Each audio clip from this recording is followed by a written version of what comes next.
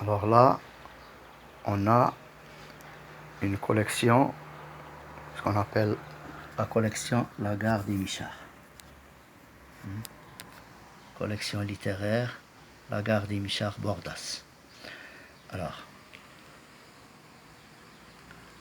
Lagarde et Michard, oui.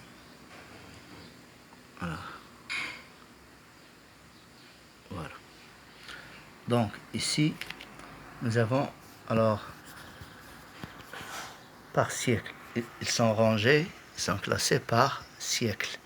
17e siècle, 18e siècle, 19e siècle, alors, et 20e siècle. 20e siècle. Ici, nous avons tous les auteurs de langue française, et surtout les auteurs français.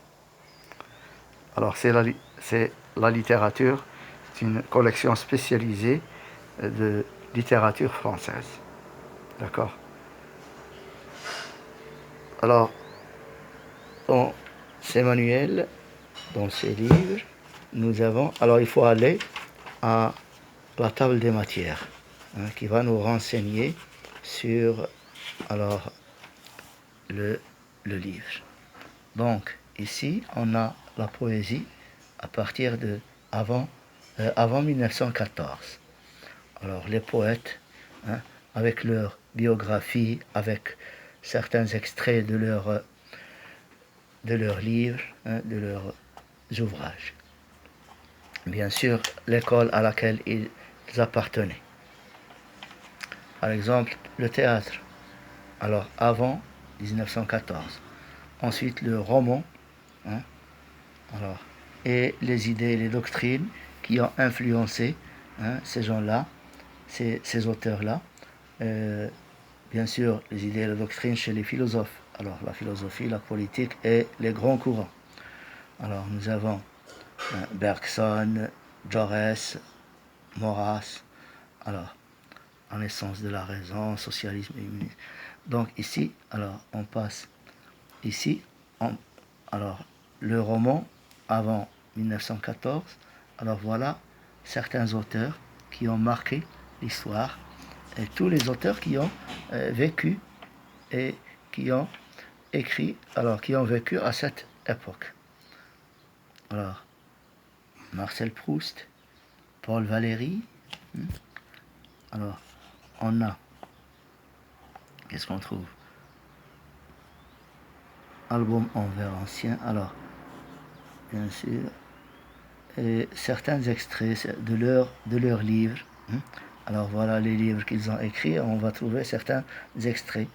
Alors, et ensuite, on va faire une étude sur la façon d'écrire, sur l'école à laquelle ils appartenaient. Est-ce que c'est réaliste? Est-ce que c'est classique? Alors, par exemple, l'âge du surréalisme. Alors, il y a le réalisme, il y a le surréalisme. Alors, voilà les auteurs, les poètes qui ont marqué ce courant littéraire. Ensuite, le théâtre de 1919 à 1939. Le roman de 1919 à 39. La poésie de 1940. Et ils sont classés par période, parce qu'à chaque fois, il y a des changements d'idées, des changements de courant. Alors, voilà le théâtre de 1940. Et ensuite, les critiques et les essayistes. Alors, voilà pour cette collection spécialisée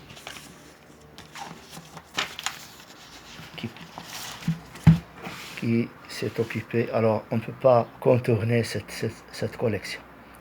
Elle est très importante. On veut un auteur, alors on le trouve automatiquement. Ici, nous avons, alors, 19e siècle, alors on tombe sur Victor Hugo.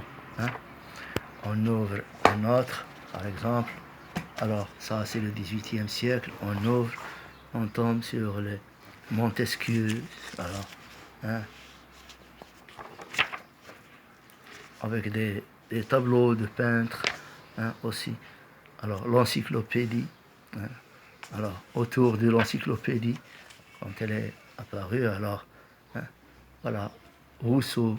Alors, vous voyez, on prend le XVIIe siècle, alors les pensées, et il faut aller à la table des matières qui nous renseigne mieux sur l'époque, sur les auteurs. Alors, Racine, Boileau, La Fontaine, Molière, alors tout ça, les auteurs, Corneille, le théâtre, Descartes, Pascal. Donc tout ça sont des auteurs du XVIIe siècle. Donc, on a le siècle, on a les courants qui l'ont traversé, qui l'ont marqué, et qui ont influencé. Chaque auteur a son courant qu'il a préféré et là où il se trouve dans sa peau.